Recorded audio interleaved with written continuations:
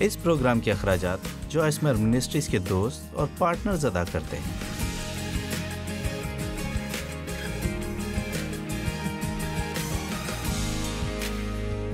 چند حقائق۔ پہلی حقیقت، کوئی شخص کوئی چیز کامل نہیں۔ ہم یہ کہتے ہیں لیکن پھر لوگ ایک چرچ سے دوسرے چرچ جاتے ہیں۔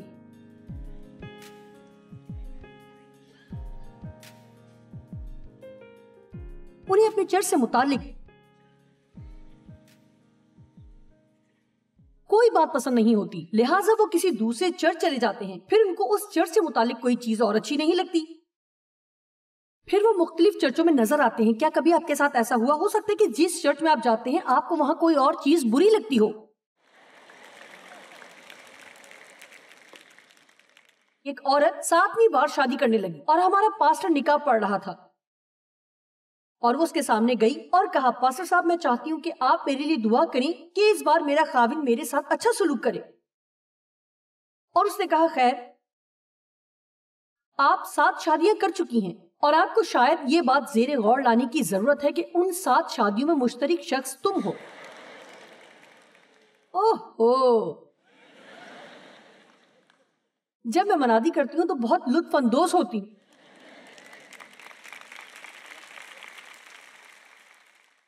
آپ جانتے ہیں ہم 20 برس کے ہوتے ہیں تو ہم کاملیت کا پیچھا کرتے ہیں، لیکن وقت کے ساتھ جب آپ کچھ بوڑھے ہونے لگتے ہیں تو آپ کو احساس ہوتا ہے یہ تو بس ایک کہانی ہی ہے۔ آپ جو زندگی گزار رہے ہیں وہ حقیقی نہیں ہے۔ ہماری پوری زندگی میں چند ایسے دن ہوتے ہیں جن میں وہی ہوتا ہے جیسا ہم چاہتے ہیں، لیکن اگر آپ لکھنے بیٹھے، میرا مطلب ہے میں نے چند چیزیں لکھی، وہ چیزیں جو 2 یا 3 دن میں ہوئی۔ میں نے پالر سے اپوائنٹمنٹ لی، لہٰذا آپ کچھ چیزیں خاص وقت پر کرنا چاہتے ہیں، لیکن ٹھیک وقت پر جب میں وہاں پہنچی وہ کسی اور کا کام کر رہے تھے، اس امید کے ساتھ کہ میرے پہنچنے سے پہلے وہ فارغ ہوں گے، لیکن اس کے باوجود مجھے وہاں پر 10 سے 15 منٹ انتظار کرنا پڑا، اور اس قسم کی باتیں مجھے بھڑکا دیتی ہیں۔ مجھے اس پر قابو نہیں۔ میرے لیے دعا کریں کہ مجھے اس میں فتح حاصل ہو۔ میری فلائٹ لیٹ ہو گئی تھی، میرے کچن کا سنک بند ہو گیا، اپنے گھر کے جنریٹر کے لیے بہت پیسے خرچ کیے، لیکن اس نے کبھی جب سے ہم نے اسے خریدا ٹھیک طرح سے کام نہیں کیا۔ وہ باہر پڑا بہت خوبصورت لگتا ہے، لیکن جب بجلی چلی جاتی ہے تو وہ کبھی ٹھیک طرح سے کام نہیں کرتا، لہٰذا پھر ہم نے اسے سارا مرمت کروایا، اور انہوں نے کہا کہ اس کا یہ بھی خراب ہے، وہ بھی خراب ہے، یہ بھی ٹھیک ہونے والا ہے، وہ بھی ٹھیک ہونے والا ہے۔ ہم نے اسے ٹھیک کروایا، پہلی بار میں اسے ٹھیک طرح سے کام کرنا چاہیے تھا، لیکن ایسا نہیں ہوا۔ یہ تھا پچھلے ہفتے کا امتحان جس میں میں فیل ہو گئی۔ میں 45 منٹ تک چیختی چلاتی اور بڑبڑاتی رہی، اور پھر میں بالکل نڈھال ہو گئی، لیکن اس سے اس پر کوئی فرق نہ پڑا۔ اس سے اس کی مرمت نہ ہوئی، مجھے ابھی بھی مرمت کروانے والے کو بلانا تھا اور اس عمل سے دوبارہ گزرنا تھا۔ کیا کوئی سن رہا ہے؟ ٹھیک ہے، چند منظر نامے۔ آپ کھانا بنانے کے لیے تیار ہیں اور آپ کو پتا چلتا ہے کہ آپ گوشت لانا ہی بھول گئے ہیں۔ متبادل، ہمارے پاس متبادل ہیں، خداوند میں ہمارے پاس متبادل ہیں۔ پریشان ہو جائیں، کچھ اور پکا لیں، یا خاموشی سے جا کر گوشت لے آئیں۔ کوئی آپ کو خفا کرتا ہے، آپ غصے میں آ جاتے ہیں اور آپ آپے سے باہر ہو جاتے ہیں۔ آپ مسیحی صفات کا مظاہرہ نہیں کرتے، اور اب آپ کو احساس جرم ستا رہا ہے۔ متبادل، آپ غصے میں رہیں، ان سے کہیں کہ آپ سے دور ہو جائیں۔ آپ غصے کو اور بھڑکائیں یا خدا سے معافی مانگیں، اس شخص کے پاس جا کر اس سے بھی معافی مانگیں، آگے بڑھیں اور ایک اچھا دن گزاریں۔ ہمارے پاس حل موجود ہے، اور ہمیں اس قدر ناخوش ہونے کی ضرورت نہیں جس قدر ہم ہیں۔ اگر ہم تھوڑی سی زیادہ حقیقت پسند ہو جائیں تو جو کچھ ہمیں پریشان کر رہا ہے تو وہ اس صورتحال کو بدل کر رکھ دے گا۔ میں آپ کے لیے ضائع شدہ وقت کو بچاؤں گی۔ اگلے ہفتے میرا اگلا پیغام صرف اور صرف 1 ہفتہ لے گا، اور پھر کوئی اور آ کر وہی پیغام دوبارہ سنا دے گا، کیونکہ ہمارے پاس شاید 2 ہفتے ہیں، میں نہیں جانتی۔ کامل، اس طرح سے ہم کامل ہو سکتے ہیں۔ یعقوب 3:2۔ ہم سب کے سب اکثر خطا کرتے ہیں۔ کامل شخص وہ ہے جو باتوں میں خطا نہ کرے۔ لہٰذا جب آپ اس مقام پر پہنچ جائیں جہاں آپ اپنی زبان سے ایک بھی خطا نہ کریں تو پھر کاملیت پر منصوبہ بندی کر سکتے ہیں۔ صرف ایک ہی شخصیت کامل ہے اور وہ ہے یسوع مسیح، اور بائبل میں لکھا ہے جب کامل آئے گا تو ناقص جاتا رہے گا۔ خیر، کامل ہونا یسوع کی آمد ثانی کی جانب اشارہ ہے، اور ویسے یہ ایک بہت دلچسپ حصہ ہے۔ یہ دراصل ہماری زندگی کی نامکمل چیزیں ہیں جن کو خدا استعمال کر کے ہمیں کامل بناتا ہے۔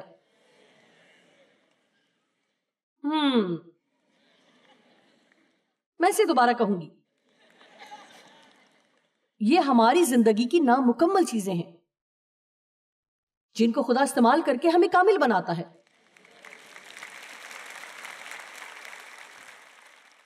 آئیے سیکھیں کہ رد کیے ہوئے لوگوں سے کیسے محبت کرنی ہے۔ رد کیے ہوئوں کے ساتھ ملنے جلنے سے آپ آزمائشوں میں ثابت قدم رہنا کیسے سیکھتے ہیں؟ آزمائشوں میں سے گزرنے سے آپ صبر سے کام کیسے لیتے ہیں؟ سنیے، میں یسوع سے متعلق وہ حوالہ بہت پسند کرتی ہوں جس میں لکھا ہے کہ یسوع ہمارے سردار کاہن کی خدمت کے لیے اس لیے تیار ہے کیونکہ وہ بھی ان چیزوں، تجربات اور دکھوں میں سے گزرا جن میں سے ہم گزرتے ہیں۔ کوئی شخص کسی دوسرے کی اس وقت تک مدد نہیں کر سکتا جب تک وہ خود اس میں سے نہ گزرا ہو۔ میں نے کہا کوئی شخص کسی دوسرے کی اس وقت تک مدد نہیں کر سکتا جب تک وہ اس میں سے خود نہ گزرا ہو۔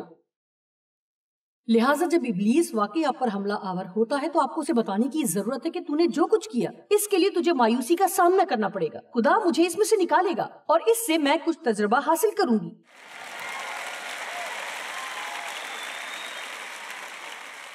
جس کے وسیلے دوسرے لوگوں کی مدد ہوگی۔ ٹھیک ہے، اب اچھا ہے کہ ہم پوائنٹ نمبر 2 پر جائیں۔ آپ ہر شخص کو ہر وقت خوش نہیں کر سکتے۔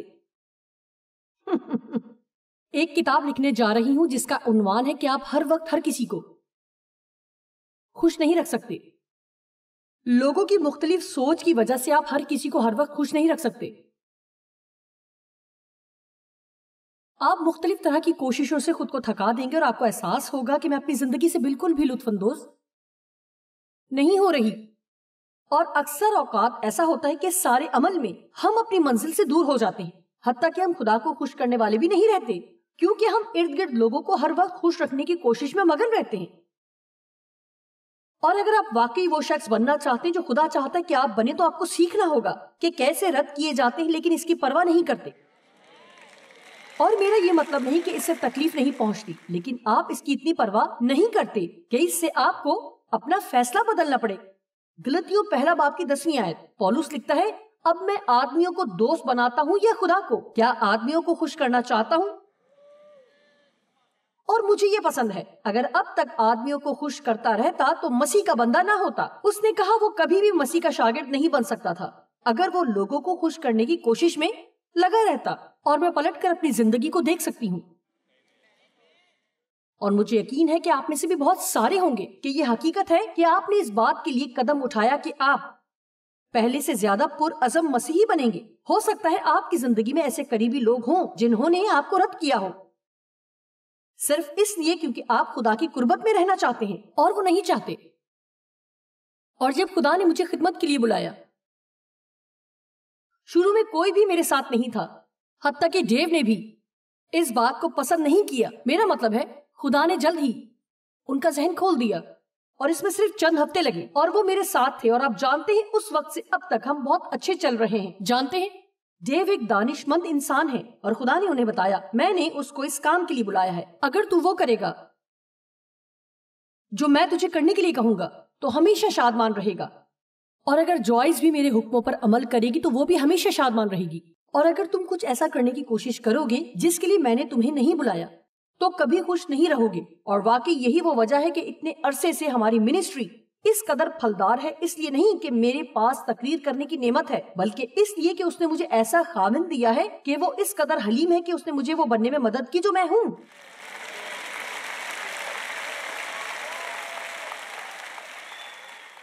اور میں آپ کو بتاؤں کہ ایسا کرنے کے لیے خدا کا ایک عظیم بندہ چاہیے۔ یوحنا 12 کی 42 اور 43 آیت، تو بھی سرداروں میں سے بتیرے اس پر ایمان لائے، مگر فریسیوں کے سبب سے اقرار نہ کرتے تھے، تا ایسا نہ ہو کہ عبادت خانہ سے خارج کیے جائیں۔ یہ کتنے افسوس کی بات ہے۔ جانتے ہیں یسوع ایک انقلابی شخص تھا، اور جب وہ آ کر بولتا اور منادی کرتے ہوئے وہ باتیں کہتا تھا جو پرانے مذہبی عقائد سے میل نہیں کھاتی تھی، وہ روایات سے ہٹ کر باتیں کرتا تھا، ایسی باتیں جو لوگوں کو بالکل پسند نہیں تھیں۔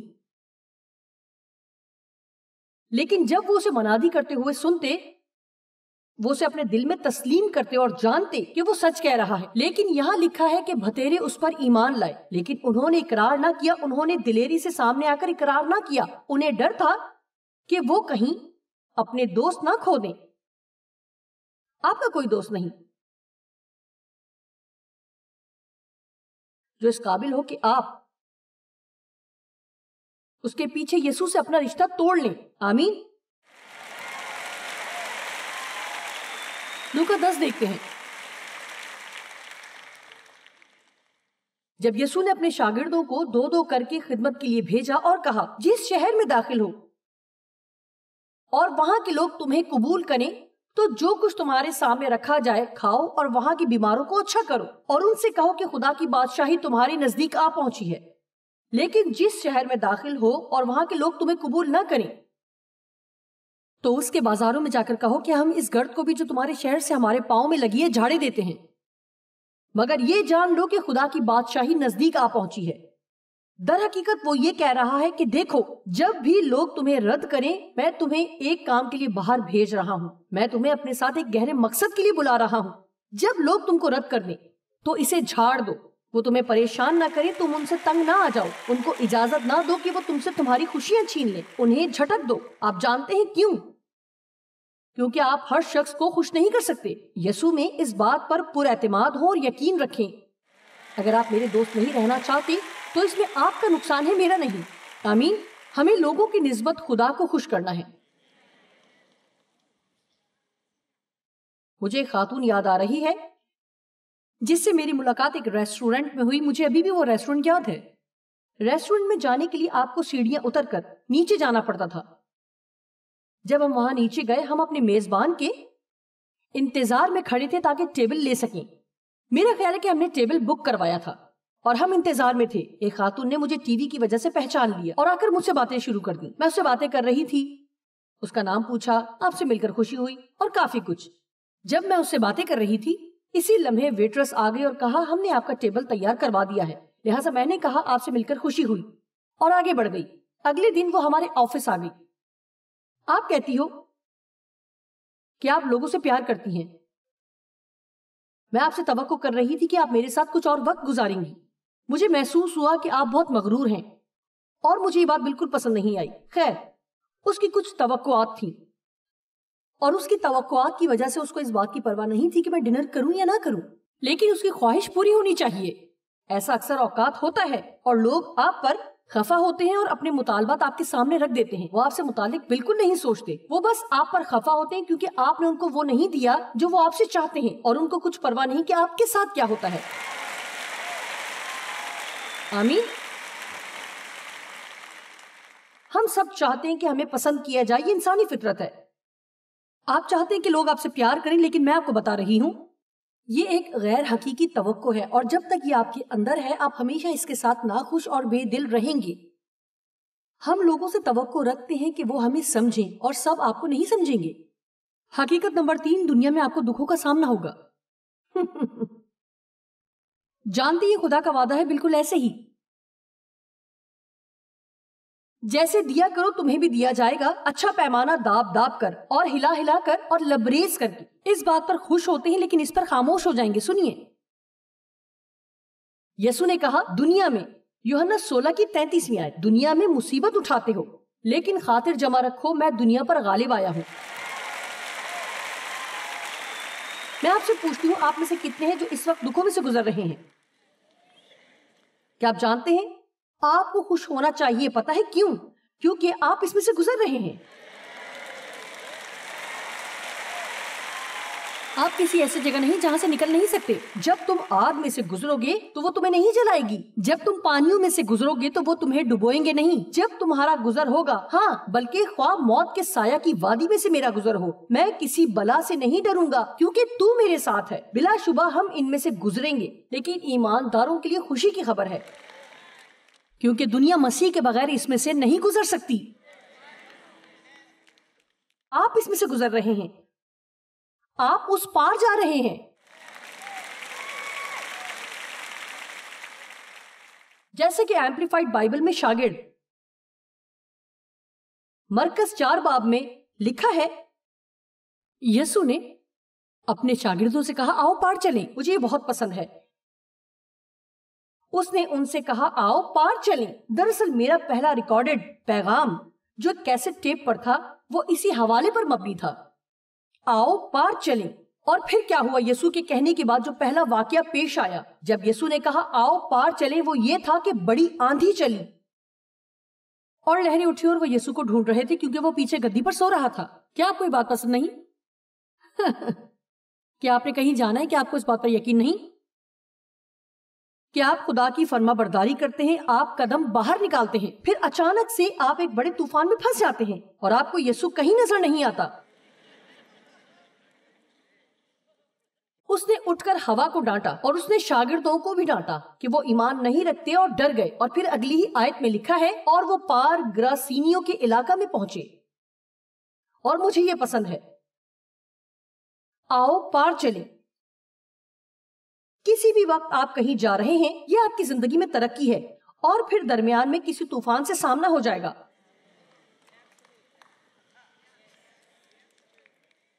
میں جانتی ہوں کہ یہ کوئی اچھی خبر نہیں، میں یہ جانتی ہوں، لیکن ایسا ہے کیونکہ اگر ہم حقیقی زندگی کا سامنا کرنے کے لیے تیار ہیں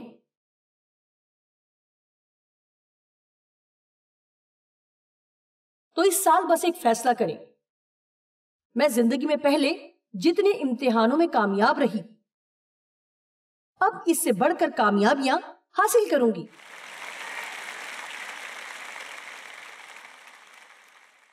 آپ اس میں سے گزر رہے ہیں. حقیقت نمبر 4، ہم سب مریں گے.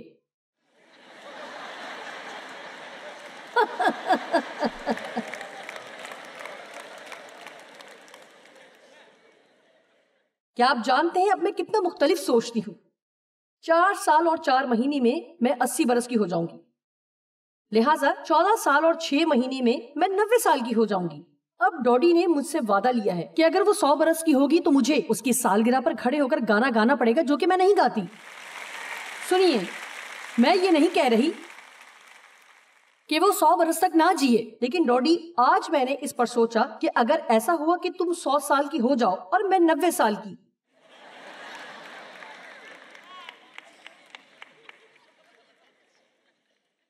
تو مجھے گانا پڑے گا.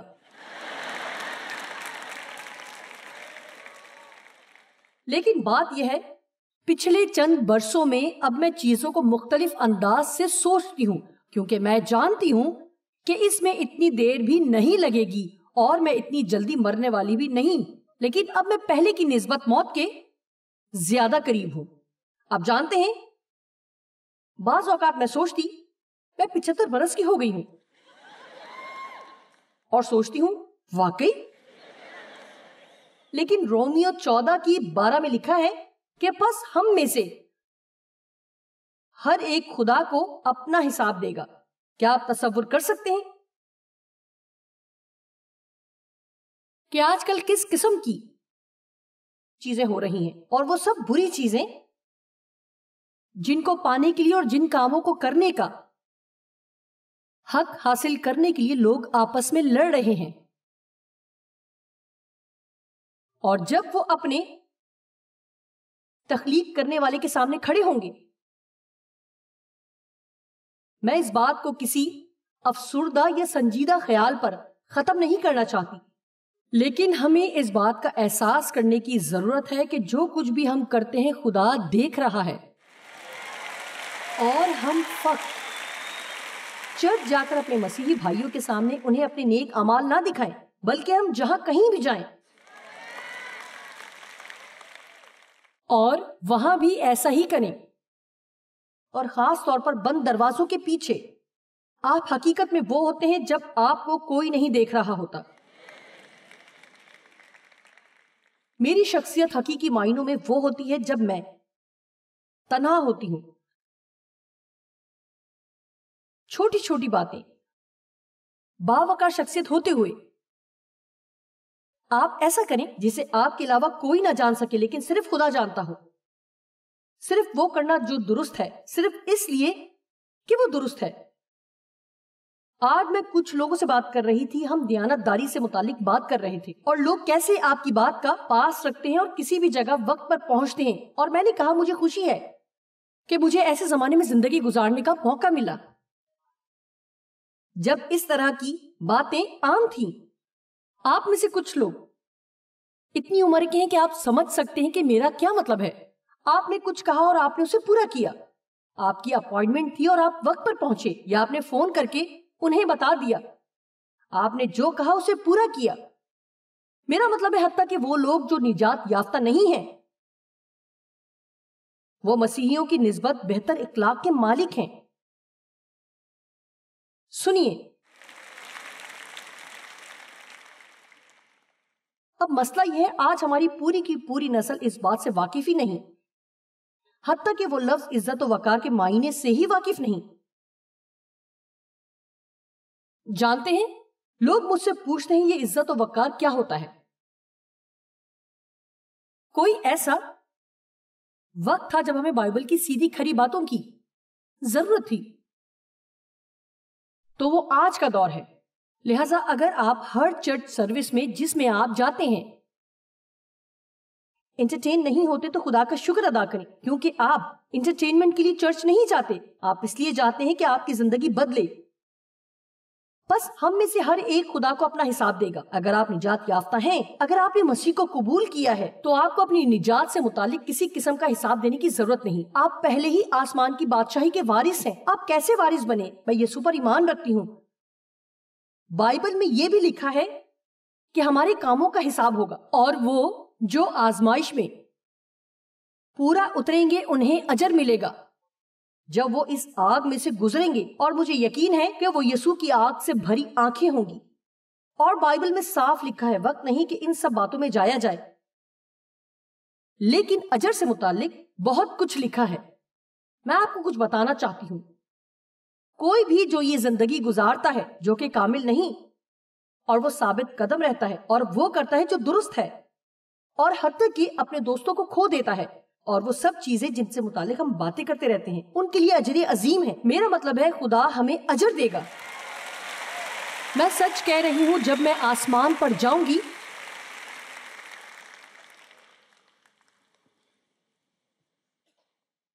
تو میں اسکول کے بچوں کی طرح نرسری میں ہونا پسند نہیں کروں گی۔ کیا آپ جانتے ہیں، میں نے بہت محنت کی ہے، لیکن بائبل کہتی ہے آپ بہت محنت کر کے بھی اپنا اجر کھو سکتے ہیں۔ ایسا تب ہوتا ہے جب آپ کے مقاصد ٹھیک نہیں ہوتے۔ ہم لوگوں کو دکھانے کے لیے ایسا نہیں کر سکتے، یا تعریف کے لیے، یا لوگوں کو خوش کرنے کے لیے۔ ہمیں زندگی گزارنے کے لیے سیکھنا ہوگا، اگر ہم واقعی یہ ایمان رکھتے ہیں کہ جو کچھ بھی کرتے ہیں خدا دیکھ رہا ہے۔